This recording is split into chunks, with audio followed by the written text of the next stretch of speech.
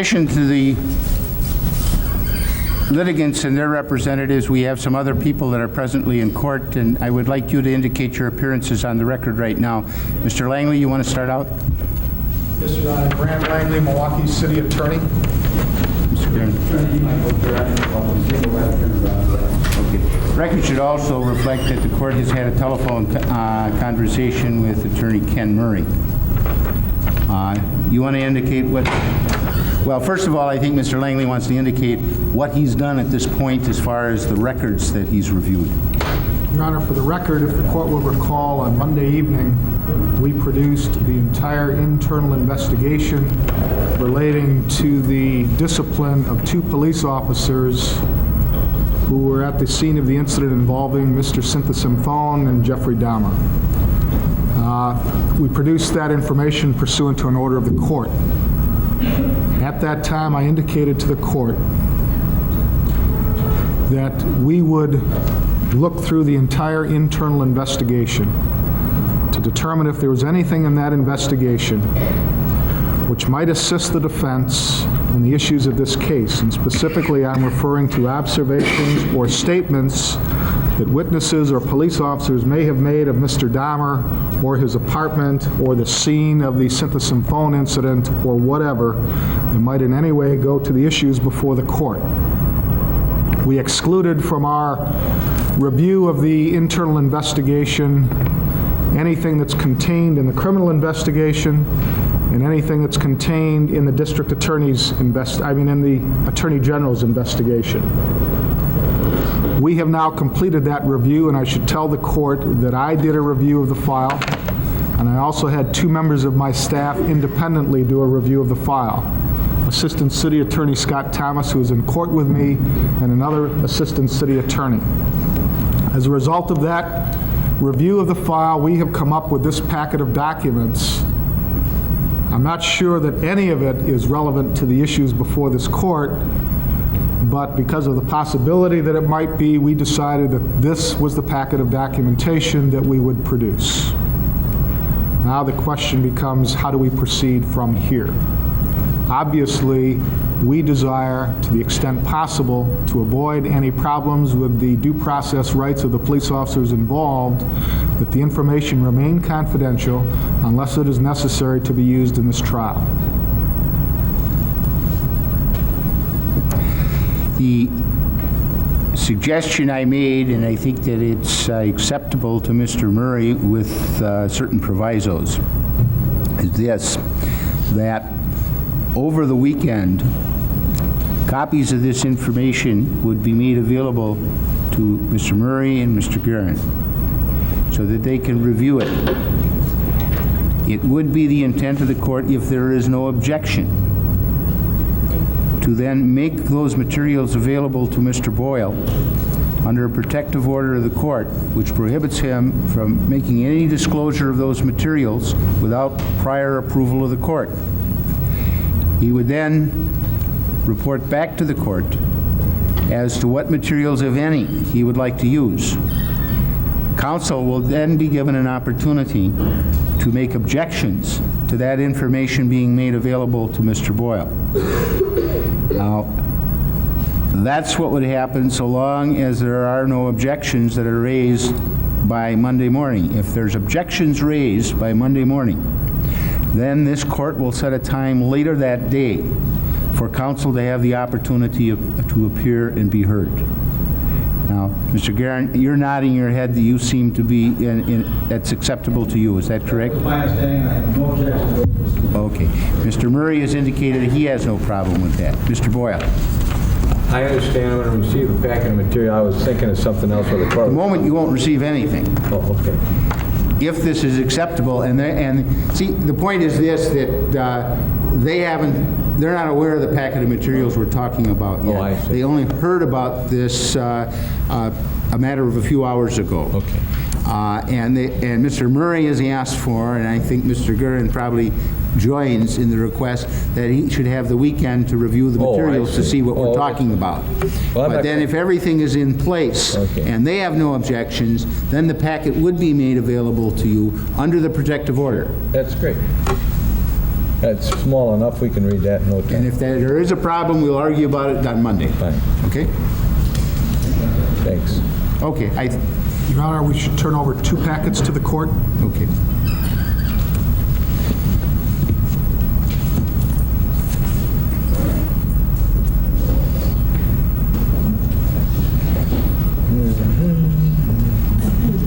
Okay, Vicki, those materials should be secured, so.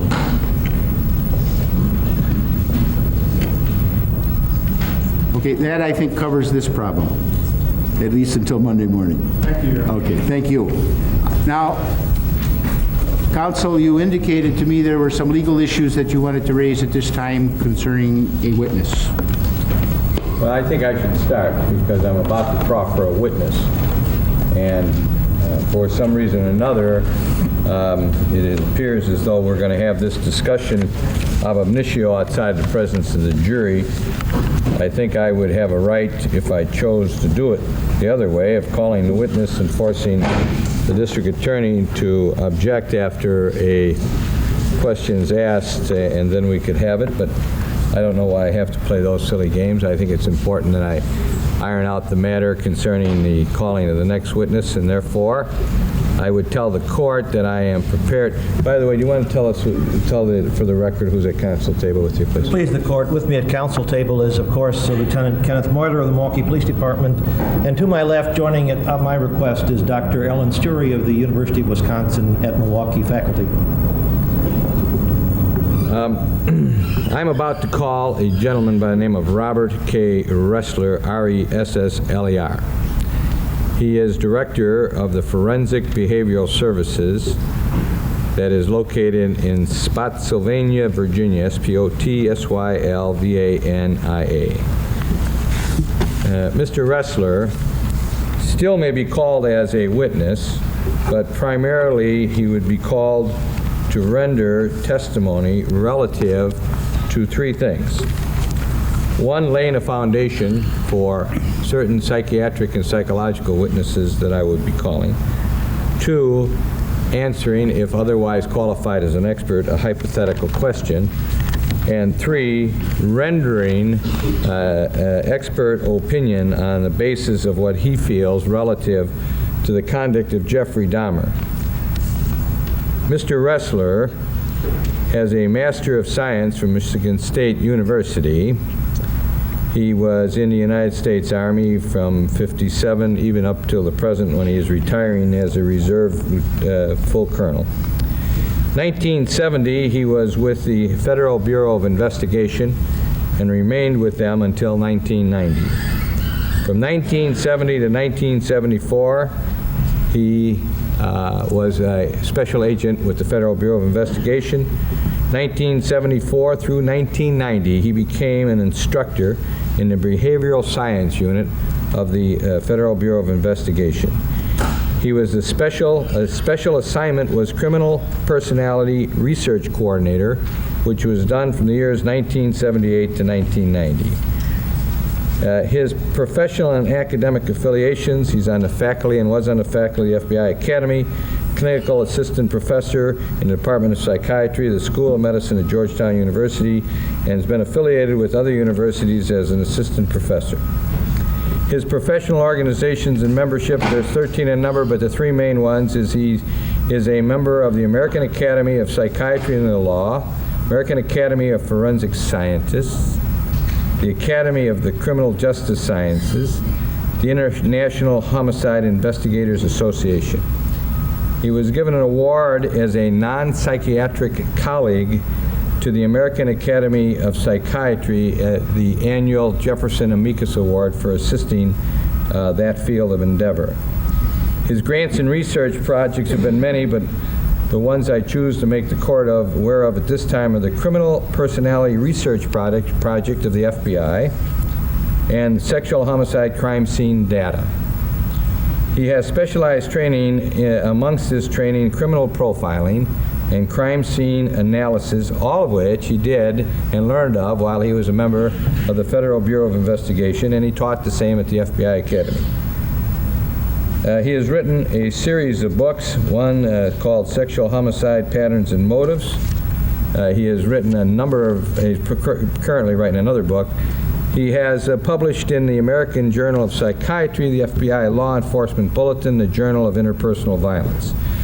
His articles primarily regarding criminal profiling and sexual and/or homicidal crimes include sex-related murder and crime scene investigation, serial murder and new phenomenon of homicide, the presumptive role of fantasy in serial homicide, sexual homicide, a motivational model, offender profiles, a multidisciplinary approach. He has made numerous, 300 as a matter of fact, professional presentations in this area of endeavor. His presentations have been given to organizations such as the American Psychiatric Association, American Academy of Psychiatry and Law, many police departments, American Academy of Forensic Scientists, American Psychological Association, and the FBI National Academy Association. The typical names of conferences where he's made these presentations are psychological profiling of unusual homicides, profiling of multiple murders, mass murders, and serial murders. I would like to indicate to the court that there came a time in the late 1970s and into the 80s where the FBI, in trying to help local law enforcement, went, when called upon by local law enforcement, to assist them in trying to determine the type of person they were looking for in unsolved homicides and unsolved serial murder cases.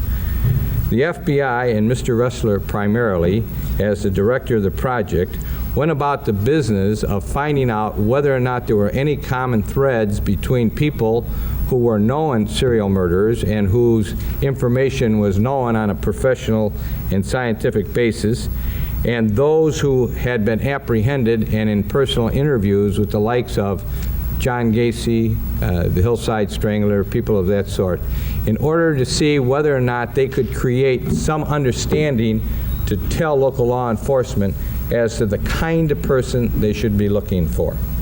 Now, in preparing myself for this case, I came across, as anyone similarly situated, a lot of conflicting facts and information.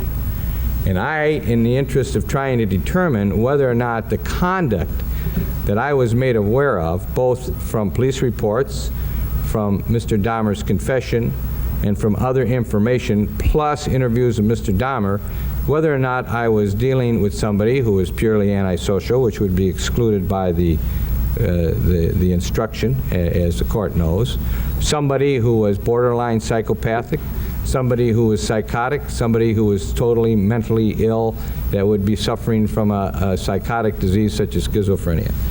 I learned in the course of that serial killers are a regiment unto themselves, that most serial killers are antisocial and they are not suffering from mental disease, at least as far as the research was concerned.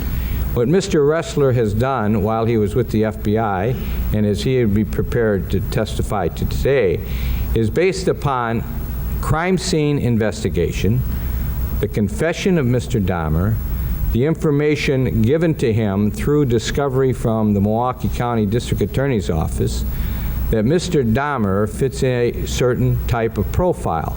In other words, if Mr. Dahmer was not, if all things known about Mr. Dahmer were known right now except his identity, then it would be a Mr. Ressler who might be able to advise the Milwaukee Police Department or the West Dallas Police Department as to the type of perpetrator they might be looking for. What has come about this analysis that is at least 12 or 13 years in duration and is used by psychiatrists and psychologists, it's available to them, they're aware of it, they use the same kind of language representing the concepts as Mr. Ressler would testify, is that people fall into three categories. They're either organized killers, disorganized, or mixed, that they have some organized aspects to them and some disorganized aspects to them.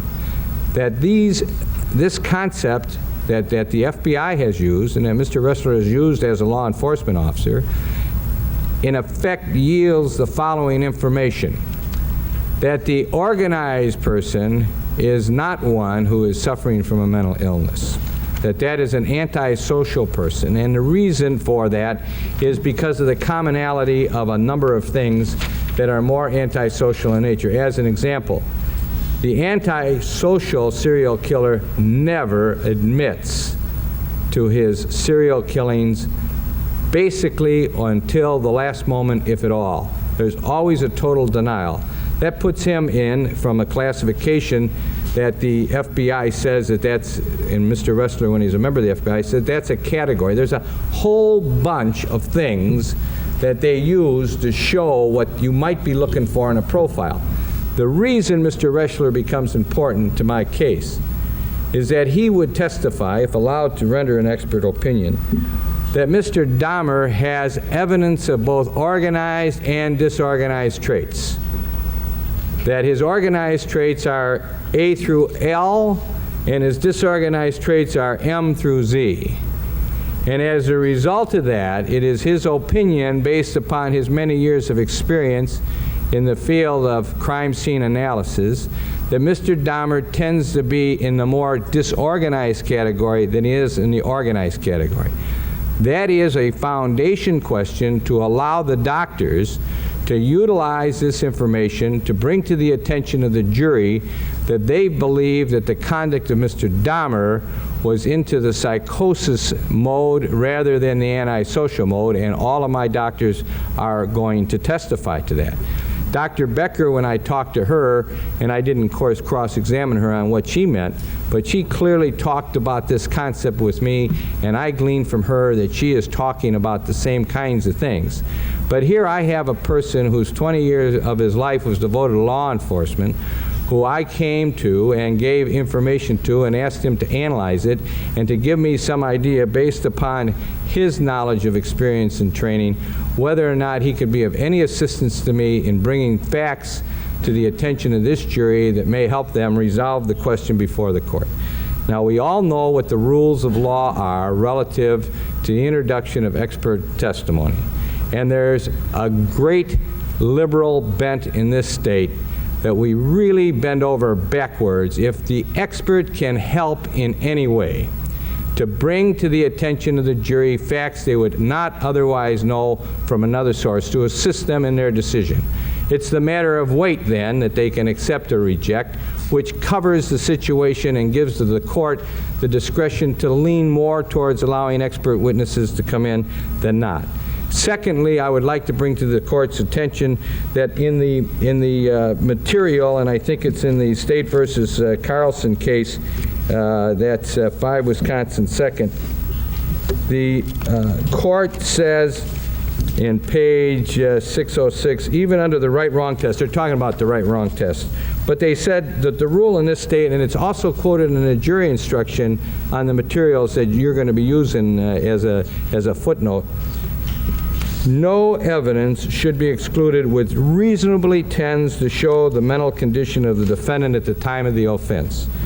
I could cite to 4 or 5 other cases that the court might want to look at if the court feels that there's a specific question. I don't think there's any question that he qualifies as an expert.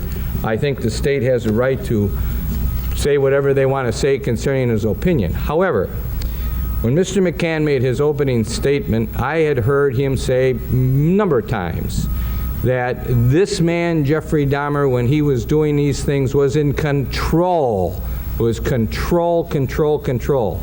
I submit to you, Your Honor, that what appears to be control to the layman will not necessarily be control as it is to someone who has been studying the profile characteristics of a batch of serial killers, when we know that the database of serial killers, thanks be to God, is not all that large, that people, when they're considering whether or not Jeffrey Dahmer, while he was going about the business of his serial killing, was really a disorganized killer, a mixed killer, or a organized killer, so that the doctors, when they testify as to their opinions, might also allow this jury to understand what a man like Mr. Ressler says these kinds of things may mean on the basis of his 12 years of experience studying this very, very small measure of humankind that has been come to known as serial killers. So I also would like to tell the court, and I have some material here that he has written in his book that deals with the concept of organized, disorganized, that I can give to the court if the court would like to see it before it makes a ruling. But I would also like to tell the court that there is an article that is written by a doctor by the name of Resnick, a co-authored Dr. Resnick. Dr. Resnick is, I'm sure I say this without any fear of any contradiction. As a matter of fact, Mr. McCann had considered, well, he put him down as a potential witness in one of the letters to us, but I don't know if he's going to be called or not. He is known to be one of the 2 or 3 nationwide experts in the field of necrophilia. In his articles on necrophilia and his analysis of necrophiliacs, it's called Sexual Attractions to Corpus, a Psychiatric Review of Necrophilia, the Bulletin of American Academy of Psychiatric Law, Volume 17, Number 2, 1989. The author, that is Dr. Roseman, R-O-S-M-A-N, and Dr. Resnick, R-E-S-N-I-C-K, state in a footnote, the authors thank D.R. Berg, D.S. Hucker, M. Marler, M-A-R-L-E-R, and the Behavioral Science Unit of the FBI for their assistance. I don't think there's any question whatsoever that I can call Mr. Ressler to the witness stand and render the testimony of the nature that I've just said. Thank you. Mr. Buchanan?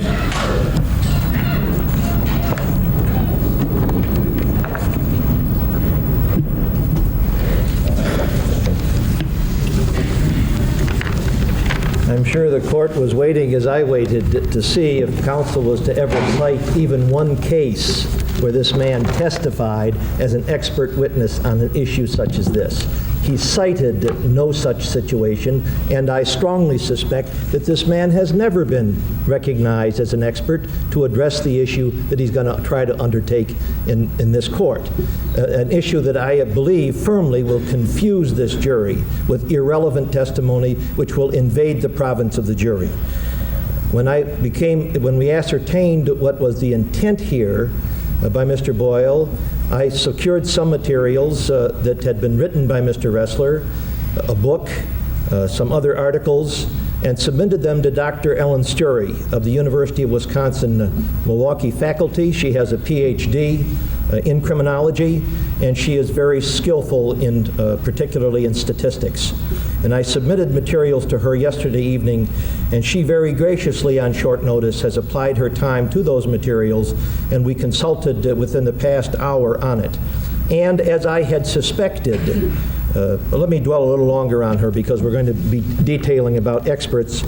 She has a PhD from the Criminal Justice School of Criminal Justice of the State University of New York in Albany, and her areas of concentration were in law and social control, criminology, research methods, and statistics. So research methods and statistics were one of her areas of expertise and concentration. Her dissertation topic was, quote, an empirical test of police personality typologies. And that involves statistics, and really what we're talking about in organized and disorganized subject is we're talking about typologies.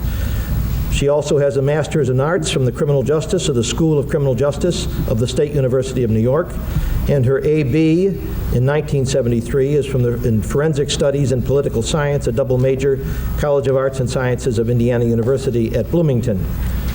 She is a skilled and respected in her field. She has a very extensive number of articles, and a number of them involve statistical studies.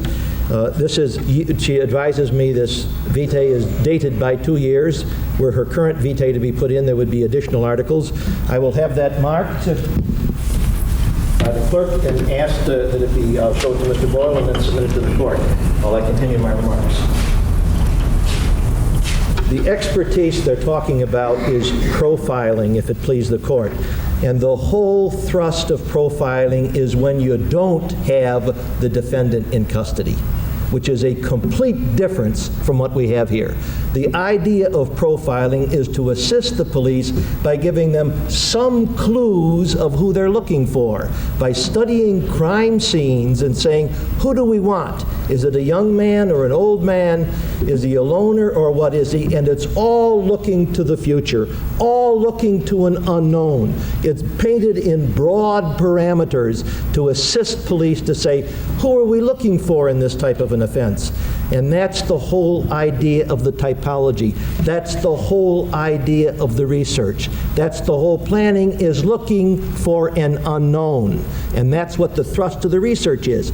Now we have a known person. These studies weren't designed to apply to understand known persons, and of the materials that have been published at least, there is no scientific study of applying this profile to people who have been arrested. No one that I know of has ever been allowed to testify on that, and certainly not to testify as a part of an insanity defense. I would be shocked. I talked to Mr. John Douglas of the FBI about this utilization. He is still there. I believe he is the director of that unit. And the idea of utilizing the profile to apply it to a person who has been arrested in an insanity proceeding startled him. And he told me, as far as he knows, it has not been done in the United States.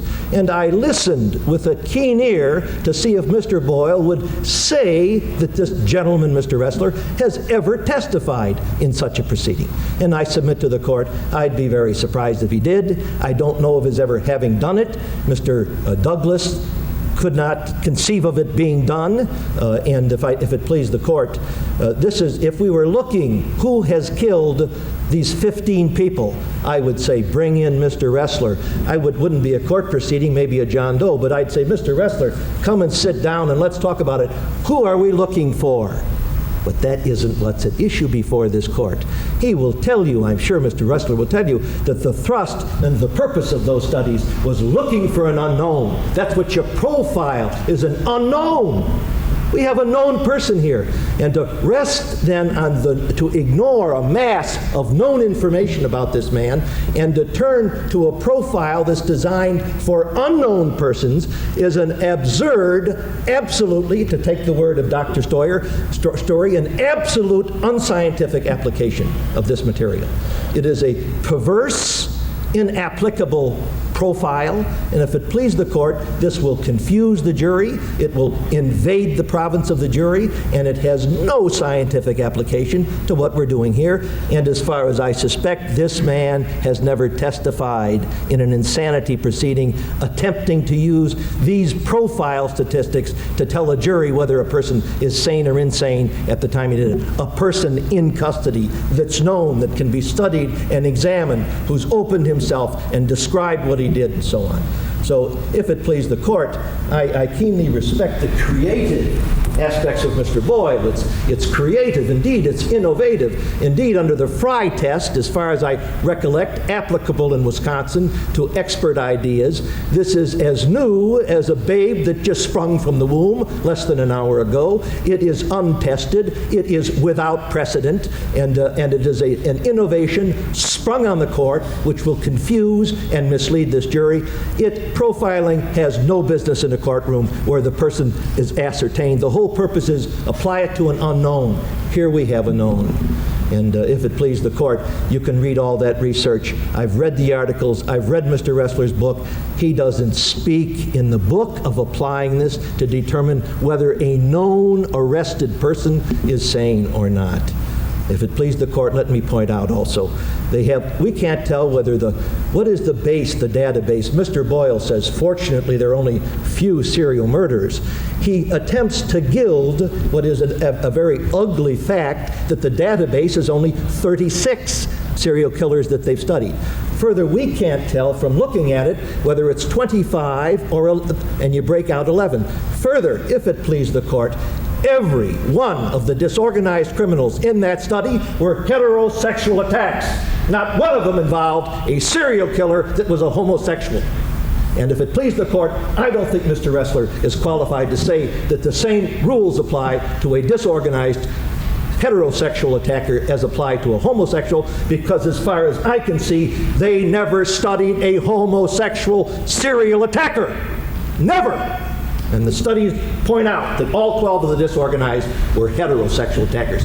If it pleased the court under the Fry test, this would be such an aberrant use of this testimony that it would discolor justice, frustrate, confuse the jury, and I ask the court, Dr. Story is prepared to testify. If Mr. Ressler wants to get on the stand and say, no, some of those 12 disorganized were homosexuals, I'll ask him, why didn't you put it in the study then? Why did you say that all 12 were heterosexual serial attackers? Dr. Story is prepared to testify. If Mr. Ressler wants to get on the stand, let's get to it. But if it please the court, in my opinion, this is really confusing testimony. Doesn't belong before a jury. It's unscientific. Creative.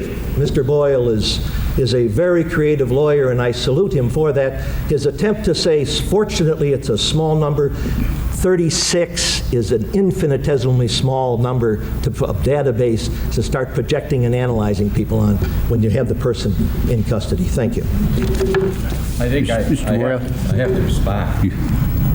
First of all, I think the testimony would include John Wayne Gacy, who I think killed 35 young boys, so I don't think it is just a heterosexual kind of study. But I think counsel misses the point. First of all, this case is unique for the simple reason that there is no issue on guilt or innocence. So the only time it can be raised is in the insanity portion. The fact that it's innovative doesn't mean that it changes anything at all. The fact that Mr. Dahmer is known does not change a person who has the appropriate training of getting up and saying, based upon my observations of the crime scenes, the pictures, what I have learned, I can tell you that the person who committed these crimes would fit into this category. And the fact that the person is known doesn't take away the ability of an expert to tell this jury that many of the things that the state is going to use to show that Mr. Dahmer was a cool, calculating killer who was not suffering from mental disease are subject matters that the FBI, in the course of their training, look upon as things reflecting a person who is not necessarily merely cold, calculating, antisocial. Without rendering a psychiatric opinion, Mr. Ressler will be laying the foundation about many of the things that Mr. Dahmer did for the doctors then to tell the jury that when Mr. Dahmer led the officers back into his apartment with this poor youngster Conrax in the zone, that there was a dead body in the next room laying on the bed, and that he, Mr. Dahmer, was able to persuade the police that he had everything under control, that counsel for the state is going to be used as exemplifying somebody who's a very sane, calculating killer, when in truth and in fact those concepts by the FBI Behavioral Science Lab have been used not to demonstrate that kind of a person, but the opposite. And I think that I'm entitled to call my witnesses here unless I am overstepping the bounds of what is allowed to be testified into evidence by this court's discretion, not someone else's theory as to who can and can't be called, but this court, so that the weight of their testimony can be looked at by this jury to see whether it aids them in making decisions that when the state says A, that maybe it isn't A, it might be B. And I have a right to bring Mr. Ressler in here to talk about his analysis of some of these cool, calm, and collected things that Mr. Dahmer did, as not being, as counsel for the state has made statements and opening statements, and he will in closing argument. And it's my opinion that the Fry test is no longer the test in Wisconsin, that the Wallstead test is the test in Wisconsin, and that the court should overextend itself to allow someone who is otherwise qualified to render information to the jury that might help them in their deliberations on the questions before them. And I'd like to say this. First of all, Mr. Ressler has testified and has been qualified as an expert. He has not testified on this type of thing, because I don't know if it's ever been tried anywhere. I mean, we don't have a system where they've been It's rejected. important to the court to know if it has been accepted in some other court. I don't know if it's ever been tried before, Your Honor, because it's being tried for the first time, and because he has never been qualified as an expert on this question, may very well be that nobody has attempted to bring this kind of information before a jury on the question of a serial killer's organization, disorganizations, or mixed organization as being demonstrative of the state of mind of that serial killer. But he can't be rejected, because if we've had 15 serial killers or 36 who have come to trial, and this hasn't been attempted before a courtroom, doesn't mean because he hasn't been qualified in others, or somebody else hasn't been qualified in others, he should be rejected out of hand. The court can't accept that argument. But I can tell you he has been accepted as an expert by courts in other jurisdictions on his expertise. I think 3 of them were in the sentencing aspect of it, and 1 in a sentence modification aspect. So I do think that this man has been found by a court to be a qualified expert. And I also would like to say, and I know Mr. McCann very well, and I know he is not attacking Mr. Ressler. I know that he is not saying anything negative about him as a person or a professional, and I want to make that clear. What he is saying is that he does not want a Mr. Ressler, who is now no longer a member of Mr. Douglas's FBI unit, to get into a courtroom and give his opinion as to how he would have told the Milwaukee law enforcement people what they should be looking for if they knew all of these facts but didn't know the perpetrator. And the fact that they know the perpetrator now doesn't mean that suddenly his thoughts and procedures that he would otherwise employ have no validity before a jury who's going to be asked to understand what do all these things Mr. Dahmer was doing all these times mean to them when they're weighing the question of Mr. Dahmer's sanity or insanity, as long as the doctors, when they testify, are able to say, these facts, Mr. McCann, as you're asking me about control, does not alter my opinion because they are worthy of being considered differently than you are suggesting, and I am rejecting your basis for saying that these things don't go towards his mental illness. And that's basically what Mr. Ressler is doing, to tell from a law enforcement perspective that these facts of a person doing these things do not take on a certain mark to them, a certain imprint, that means that everything that person is doing then is more of an antisocial, non-psychotic, non-mentally diseased person. So I think the law is clear that the court has to bend over backwards. I think we've shown a basis. We certainly have shown a 20-year professional of the FBI, and he comes into this court to try and assist me in trying to do what I think is necessary so that the jury can make its decision. And if Mr. McCann wants to argue about the weight, let him argue about the weight. Thank you. Just very briefly, there's the very heart of the matter is, and Mr. Boyle concedes that he has never testified before on such an issue. And if it pleases the court, this is not the time to start. On a sentencing, the court knows very well on sentencing issues, everyone, bring in anybody you want, bring in the minister, bring in the rabbi, bring in the priest, even the lady next door, the lady down the block, the bus driver that always, anybody that wants to, any court, look, come on in, we'll hear their testimony. Totally different from a seriously contested issue of fact, as is the sanity in this case. If I may just real fast, I wouldn't be calling him now anyway. I wanted to get this out. If you want to dwell on it, it's fine. I'm going to call Tracy Edwards, regardless of what the court rules, unless you're ready to rule. But I wouldn't be calling him even if you told me I could. I think the court's prepared to rule on this. We might as well get it out of the way while it's fresh in everybody's mind. Section 907.02. If I don't cover up the microphone with the book, maybe it'll be a little easier for folks on the other side to hear what I'm saying. Section 907.02 is testimony by experts. If scientific, technical, or other specialized knowledge will assist the trier of fact to understand the evidence or to determine a fact and issue, a witness qualified as an expert by knowledge, skill, experience, training, or education may testify thereto in the form of an opinion or otherwise. Now, in the Judicial Council's committee note, when this evidence code was adopted in 1974, there's some guidance along with quite a number of cases that are cited there.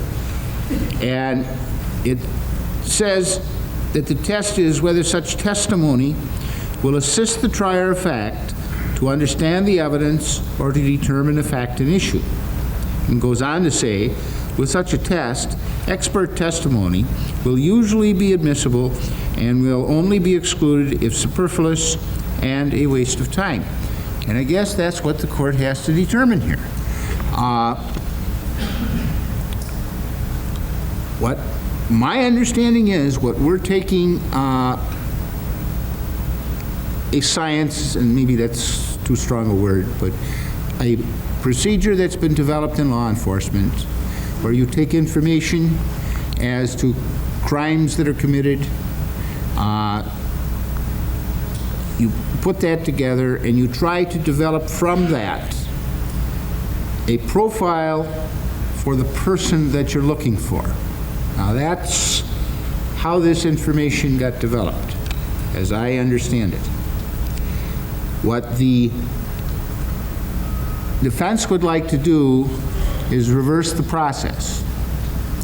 That we have a defendant, a known person, and that he's committed some crimes, and from that infer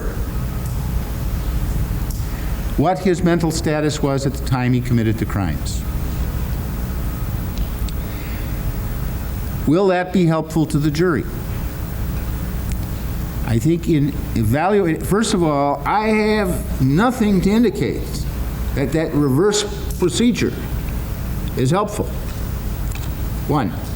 2, this defendant has been examined by I don't know how many psychiatrists and psychologists who have rendered opinions, some of which agree and some of which disagree. But it would seem to me that the opinion based upon an examination of this defendant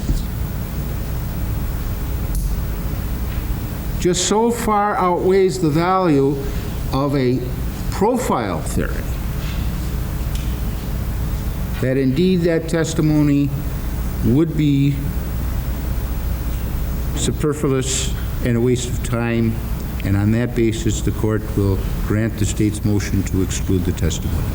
In the interest of making my record, Yes, you may proceed. I would like to tell the court that I am not going to, nor would I ask Mr. Ressler to render an expert opinion on the mental condition of Mr. Dahmer. I was reversing the procedure so that Mr. Ressler, because of his expertise, would be able to render an opinion as to whether certain conduct by a person who did certain things was of an organized, disorganized, or mixed category as a foundation for my doctor's testimony. And last but not least, in spite of what the court has ruled, I think, and I'm going to ask the court, if I can call Mr. Ressler and ask him a hypothetical question based upon his knowledge and experience. If a serial killer did A, B, C through L, X, Y, and Z, would that be indicative that that serial killer's conduct was considered that which the FBI has developed as a useful tool in law enforcement as being indicative of an organized, disorganized, or mixed person?